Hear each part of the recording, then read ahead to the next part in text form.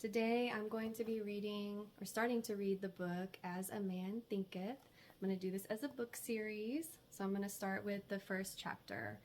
And yes. Okay. I gotta get my bookmark. It says, you're strong, smart, and you got this.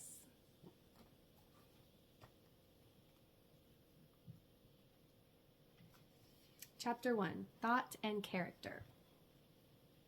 The aphorism, as a man thinketh in his heart, so he is, not only embraces the whole of man's being, but is so comprehensive as to reach out to every condition and circumstance of his life.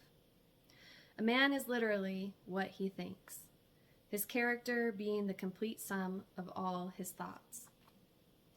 As a plant springs from and could not be without, as the plant springs from and could not be without the seed, so every act of man springs from the hidden seeds of thought, and could not have appeared without them.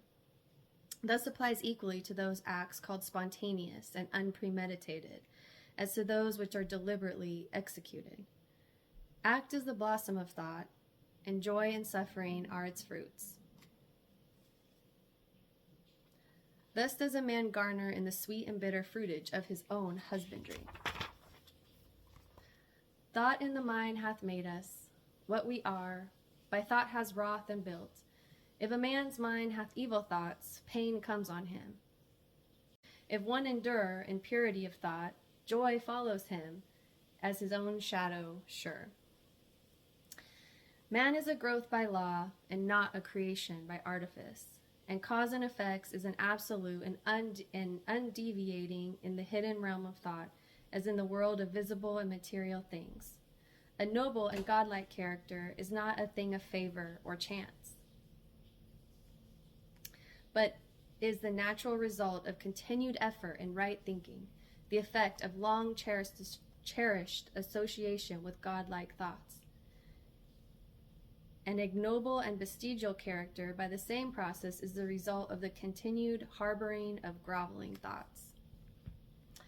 Man is made or unmade by himself. In the armory of thought he forges the weapons by which he destroys himself. He also fashions the tools by which he builds for himself heavenly mansions of joy and strength and peace. By the right choice and true application of thought, man ascends to the divine perfection. But by the abuse and wrong application of thought, he descends below the level of the beast.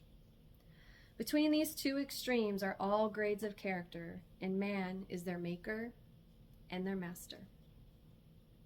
Of all the beautiful truths pertaining to the soul which have been restored and brought to light in this age, none are more gladdening or fruitful of divine promise and confidence than this: that man is the master of thought, the molder of character, and the maker and shaper of condition, environment, and destiny.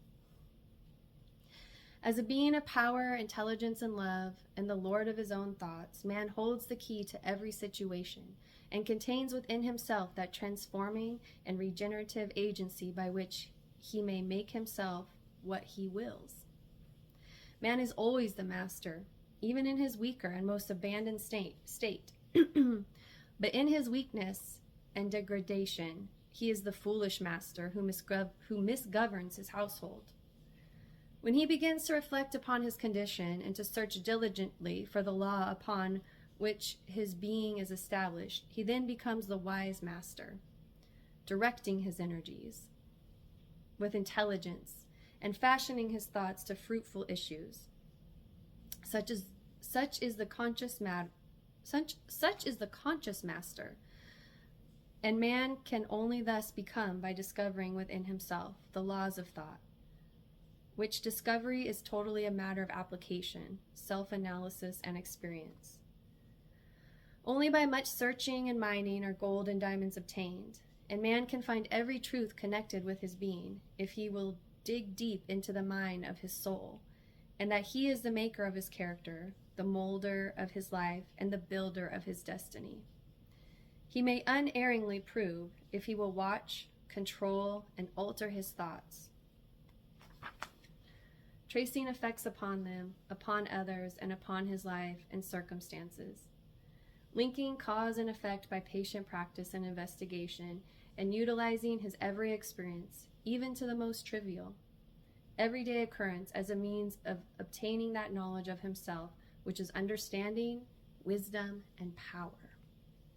In this direction, as in no other, is the law absolute, that he that seeketh findeth, and to him that knocketh it shall be opened. For only by patient practice and ceaseless importunity can a man enter the door of the temple of knowledge.